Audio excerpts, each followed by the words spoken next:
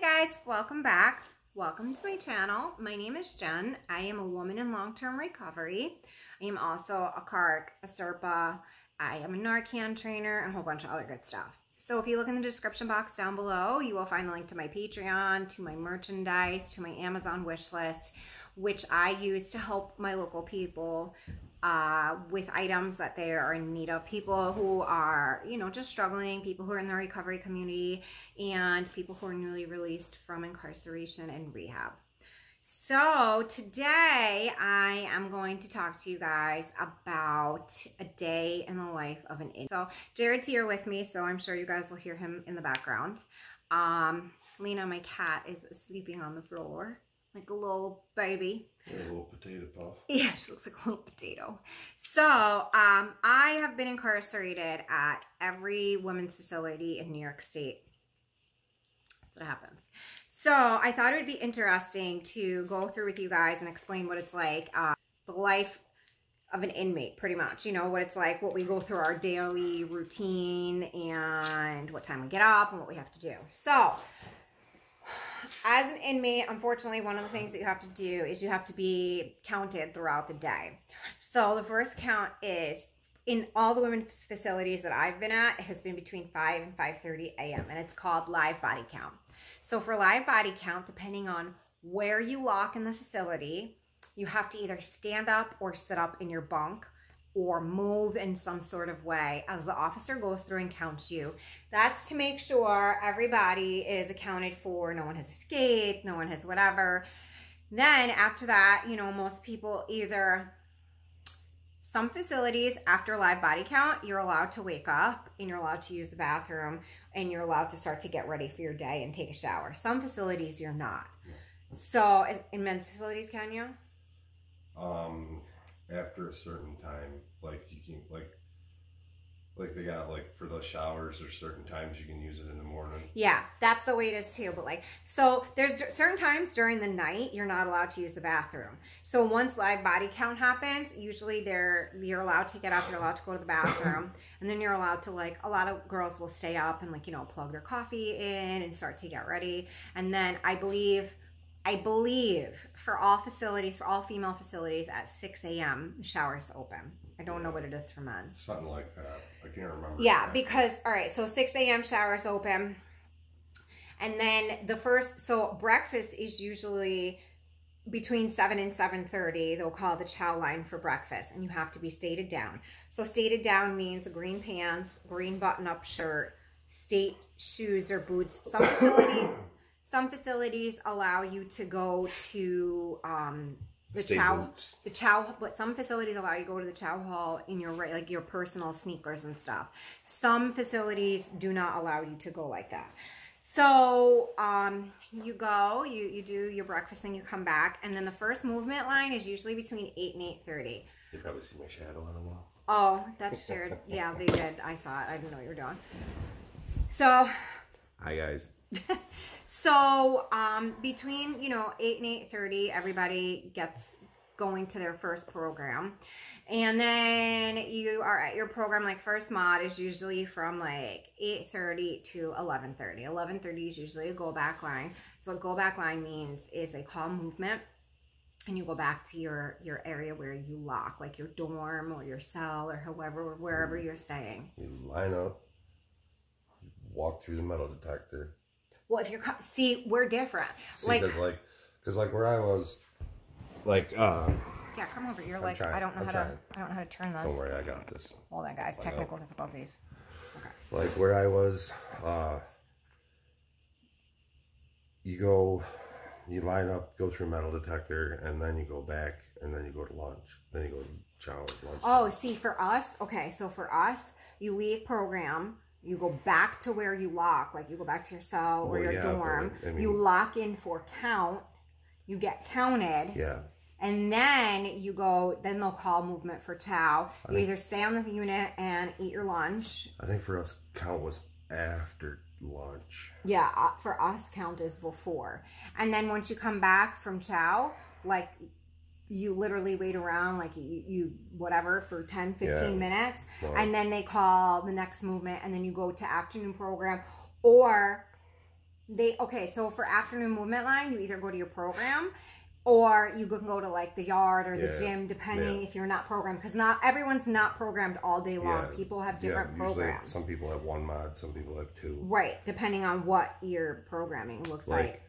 Like I was programmed for outside clearance during the morning, and I'd come back, eat early lunch, hang around the dorm for a while. Oh, you ate early lunch? Yeah, we could if we wanted to, or we could go through with at the regular time with everybody else. See, I worked in the But like if we went down, because we could get early breakfast and shit too, and if you went down for early breakfast, you got like double what you normally get.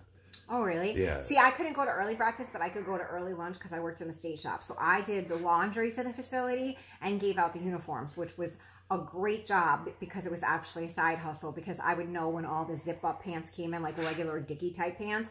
Otherwise, everybody else would have to wear like pull-ups. So I would sell pants. I would suck. Yeah. Ass.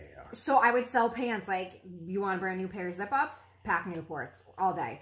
You want your laundry done with not 900 other people, and you want your laundry taken out of your laundry bag?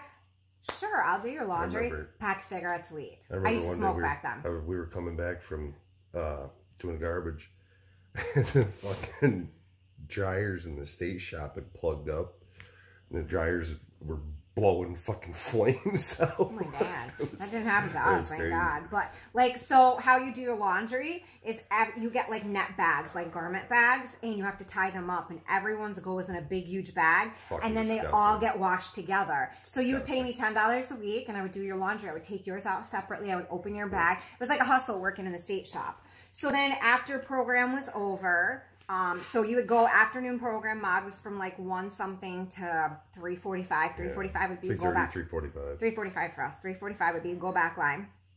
And you go back to your unit, lock in again for count because the new officer was on and they needed to count you. And then after that, you would literally just wait around for chow for dinner. And then you would go, you know, you would get let out of lock because where I was in Taconic, we had rooms. Yeah, and like we would I remember be locked being into there. our doors. I remember being there for visiting you, and friggin' the count took forever to clear. Like they would. I don't know what the hell they were doing, but they took forever. We never knew either. I would take a nap, literally. Yeah, like they would do the count at Altona, and the count would be cleared in like 10 minutes. Oh no, we were a good half hour, 45 minutes. You would know something's going on if the count took longer than 15 minutes to clear. Yeah, no. So, count would like be ended. They would pop doors and it would be time to go to chow. So you go to chow. And then after you come back from chow, you would just wait for like 6:05 as the next movement. And you would go to like, people go to the yard. They would go to the gym. They would go to like, you know, remember I said last time I was explaining for Cosmo how they have like call out sheets. They would go to like nighttime call outs, like parenting class, yoga, knitting. They would have all kinds of See, they didn't do that. They didn't do that shit where I was, but you could go to the gym or the yard and, well, like even during the winter, you could go to the gym or the yard. And if you're going to the yard outside in Altona in the fucking winter, you better dress warm. Yeah, they close the yard at a certain time, like a certain time of the year from like, well, let's see. I left Taconic in the end of December, and they were just in the process of closing the yard, and it wouldn't open again until like February. Hell no, we're almost by the Canadian border, and they had that shit open all year. Not us. We were told we weren't allowed to. You'd be brave and wander outside. I wouldn't go outside anyway. You can pay me to go to the yard. You put your jacket on, somebody else's jacket on. I'm cold on a good day inside. Outside with snow and air, no, not at all. No, negative. Hey, happy Halloween, everybody. Oh yeah, it's actually Halloween today, so happy Halloween. So yeah, I mean, and that's basically like the day in the life of an inmate. I mean, you would go to chow, and chow is absolutely horrible. Yeah. You would prefer to have, to be able to cook your own meals. If you got packages and shit, you were good because you could throw in with other people and have people cook. I'm sure he did not cook. Not at all. I made pancakes. You've never even made me pancakes. Wow. Cooks in jail, but not in real life. I think you like heated me up a can of soup when I was sick. Oh, stop it. I've made you food before. Like what? Like, I've made you food. I've made you sandwiches. That's not food. You ate it, didn't you? I don't even know because I don't remember. I've warmed up your food before. counts, right? No, it Yes, does it does. not. Yes, it You does. warmed up my food. Yes, I warmed up your food before. I started it. Fuck that. I barbecue for you. Oh, all right, you do. You do. Yeah, exactly. You do. Put your hand off me. I barbecue for you. Yes, you do. Oh, look, here comes the baby. Oh, here comes the cat. Come on, baby. What's up, Fatso? Hi. What are you doing? I love her. So anyway, I just thought you guys. Me. She does. She loves Jared. I love her, and she loves Jared. Go figure. Typical woman. So anyway. Sorry. Just kidding. Just kidding. You know, most of my subscribers are. Oh look. Oh, there she is. Come here, baby. Oh, she has to go sit on him. No, because I moved. Oh, you messed her up. Anyway, I thought you guys would find it interesting what it's like to have, you know, the day in the life of an inmate. It's not like literally, it's not entertaining. It sucks. No, it's the most, for me personally, it was the most boring waste of time I've ever done in my whole entire life. Absolutely ridiculous. And I mean, but it was weird where I was because I had outside clearance. I left the prison every day and had to come back every day. So I had outside really clearance, and so there's a difference. Like, I had outside clearance, and it only came into effect when I went to shock. And I thank God and my lucky stars every day that I had outside clearance, because Monday through Friday, when I was incarcerated for shock, I would be able to go outside. Oh, Lena's mad. Yeah, she's feisty. So I would be able to go outside. I would go to a theater and I would go work there. We would clean and take down sets and stuff. But I'll share that video with you guys in a couple days. But yeah, outside clearance was a beautiful thing because you got to be treated like a human for a little bit and actually see outside the gates. Drink real coffee. If you had a cool CL, you could cook food out in the garage and shit. Yeah. We had good out there. Yeah. Yeah, outside clearance was a blessing. I don't know if I would have made it through shock without it. So, I just thought you guys would find it interesting, like I said, to find out what it's like in the day of an inmate.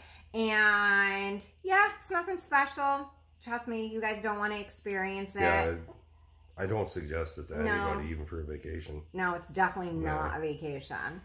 So, I hope you guys all had a good weekend. I hope you had a happy Halloween. I hope all the kiddos had great costumes. And I will see you guys in a few days. And remember, I'm only a message or an email away. Yeah, me too. Bye.